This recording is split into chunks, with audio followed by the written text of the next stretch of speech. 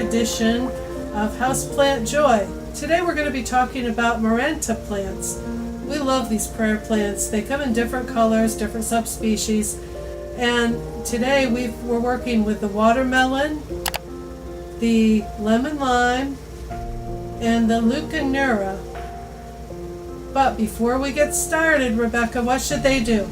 You should like, subscribe down below, click the notification button on the right of the subscribe button so you never miss a video from Houseplant Joy. Now these plants are really easy to propagate, and that's one of the things we're going to show you today with our leuconeura. This plant had well overgrown its pot, and when we were going to repot it, we decided it might be time to also do some pruning. Well, lo and behold, we ended up with, I think, about a dozen stems to plant. So we decided to do our video on that, as well as the plants themselves and the repotting. The Maranta plants are really cool plants in that they fold their leaves up toward the ceiling at night, and then they open again toward morning. That's why they're also known as the prayer plant. We have a lot of different species, and you can find them on our site. You'll find some articles on Houseplant Joy, and if you go to the shop page from there, you'll go to our Joyful Eco site where we sell our plants. So for today, let's get started with potting the leuconeura plants, the stem cuttings that we have. Now these are all softwood cuttings. They're done early enough in the spring. We've got a lot of new growth, and they should root up very quickly. We're going to be using sphagnum moss today to repot them into. You can use plain water, you can use sand, you can use a potting mix.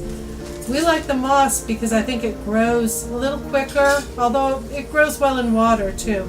It takes a little bit longer when we're using sand or the potting mix.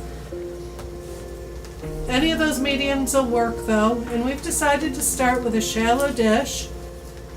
To begin with, we want to open up the bag, and we're going to soak some of our moss to make it nice and wet. Now you can get moss in two different ways that it's packaged. Sphagnum moss is actually a little better for the environment than the peat moss that you might be familiar with. Peat moss is what's all broken down. After thousands of years, it breaks down. The sphagnum moss breaks down and becomes peat moss. The problem is it takes so long to break down, hundreds, thousands of years, that it's not very renewable. Sphagnum moss, however, is growing moss. This is dried out, but we've heard tell, and I haven't tried this yet, but we've heard tell that you can actually get this to regrow. In the fields, rather than digging down and breaking up the environment like they do with peat moss, the sphagnum moss actually regrows itself. So they cut it off and send it out to growers, and then more will regrow. Much better for the environment. Now you can see we're trying to get this all wet. Okay, I like these cutters so much that we are actually carrying them on the Joyful Eco site. And of course, with free shipping, it's a pretty good deal. Plus, you can order your plants at the same time. They have a nice safety feature that keeps them closed up tight, and very sharp cutting surface, which means it won't be tearing at your plants when you go to cut.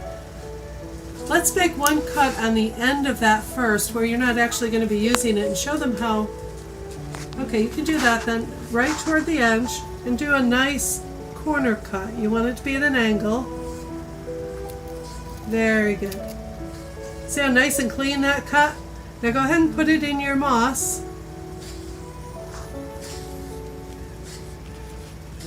Now you're going to have to cut those apart.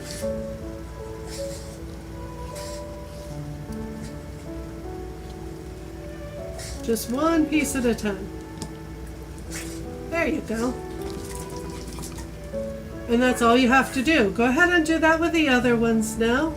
Again at an angle. Very important that you go at an angle. This will act like a straw and it'll start to soak up the water. Now you can crowd these in here. The roots will not tangle as they start to root up. Now you can probably put that one in. Excuse me. And that's all there is to it. Now we're going to go ahead and finish up these. We'll do that later. And once we get them all in the pot, we'll keep them misted so they stay nice and wet. But we don't want them soaking in too much water. With the moss, we can just keep the moss wet. They should root up nicely for us in just a matter of weeks, and each one of those will become a new potted plant. Now let's try repotting our 2 remaining plants. We have the lemon lime plant and the watermelon plant. Now, I'd like you to see first, before we even start, how well grown these plants are in their pots. They've only been in these pots for a few weeks, or about 3 weeks at this point, I guess, and they're ready to repot. Also notice the healthy leaf growth we've gotten on them. This comes from making sure they have the right amount of sun and water, and everything's just perfect for them. And as a result, they're growing well for us. So we'd like to move them up to the next size pot. Very good. Now, Rebecca, would you like to start by putting some of our potting mix in the bottom of each pot, please?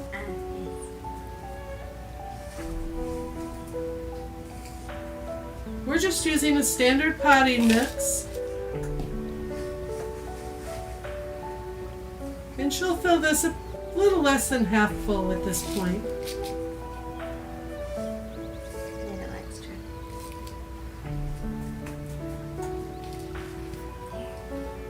Alright, now show them the watermelon plant's roots and how well rooted that is already. Isn't that beautiful? Those plants are definitely ready to repot. Now we're just going to set it in on top of the potting mix that's in there. And we'll fill up around it to keep it nice and stable.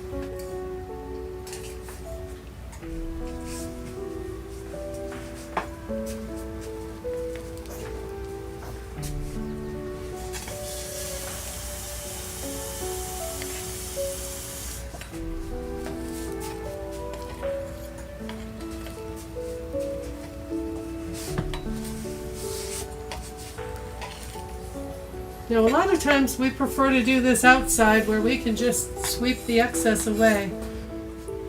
But it's very hot in Florida right now. And so we thought we'd move inside today. These little scoops make this easy, but honestly you can use a measuring cup even and it works well. Now we just kind of pat that down a little bit. And we've got some water here. We can water it in.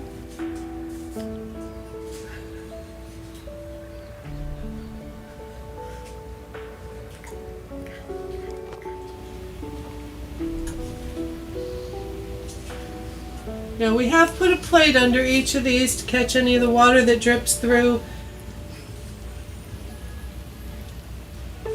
It's a good idea to make sure your pots do have good holes so that your plants aren't soaking, so that the roots aren't soaking in water all the time. Most plants don't like soggy roots.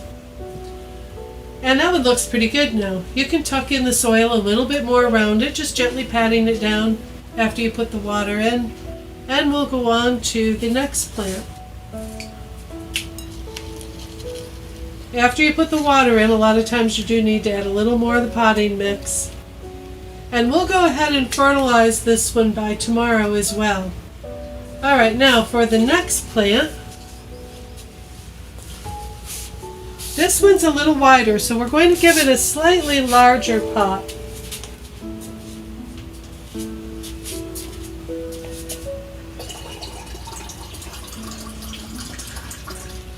And you can see again as she takes that out how nice the roots are. This plant is ready to repot. In fact, it was probably ready a few days ago. So go ahead and put enough potting mix in there. And what you might want to do is even wet that down a little bit before you put the plant in. But make sure you get it about half full, maybe a little more than half for that pot.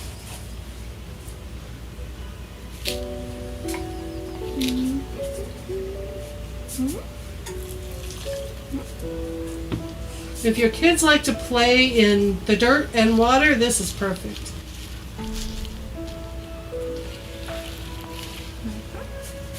And just fill in around it. This has a lot more room to put this in.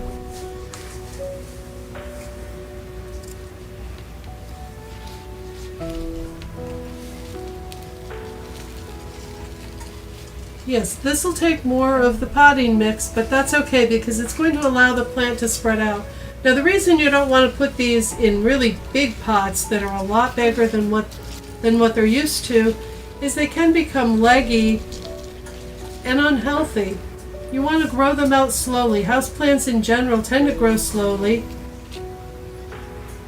And so you don't want to push them for too much root growth, which won't allow for their leaves to grow as nicely. And that's really all there is to it. We're going to put these back out in the sunshine, well, shaded sunshine. We keep ours under a tree outside when they're at this stage. We're in Florida, so we can do that. Most of our houseplants, of course, are indoor plants. But when we get extras, we like to keep them out around our patio area, which is also a nice decorating idea. And we'll be able to clean up around here. Now, we are going to do some future videos on types of pots that you can use.